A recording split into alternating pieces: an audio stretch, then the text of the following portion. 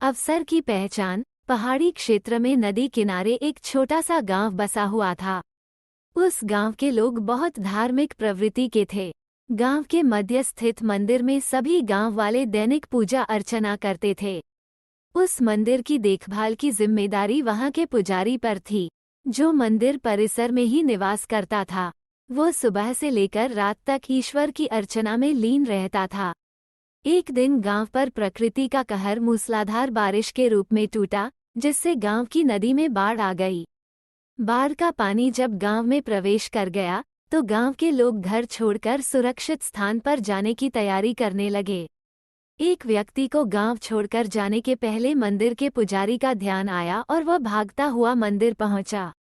वहां पहुंचकर वो पुजारी से बोला, पंडित जी, बाढ़ का पानी हमारे घरों में घुसने लगा है।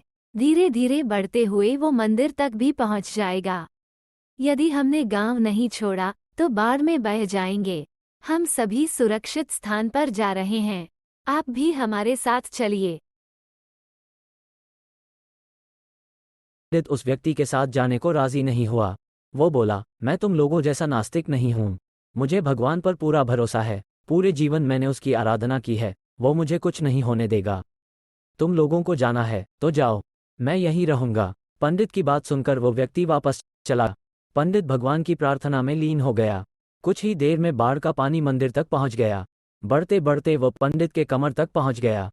ठीक उसी समय एक आदमी नाव लेकर वहां आया और पंडित से बोला, पंडित जी, मुझे गांव के एक आदमी ने बताया कि आप अब भी यहीं हैं। मैं आपको लेने आया हूं। चलिए, नाव पर बैठिए। पंडित ने वही बात नाव वाले व्यक्ति से भी कही जो उसने पहले व्यक्ति से कही थी और जाने से इनकार कर दिया। नाव लेकर आया व्यक्ति चला गया। कुछ देर में पानी मंदिर के छत तक पहुंच गया। भगवान को मदद के लिए याद करता हुआ पंडित मंदिर के सबसे ऊंचे शिखर पर जाकर खड़ा हो गया। तभी वहां एक सुरक्षा दल हेलीकॉप्टर से आया और पंडित को बचाने के लिए रस्सी फेंकी, लेकिन पंडित ने वही बात दोहराते हुए रस्सी पकड़ने से इनकार कर दिया।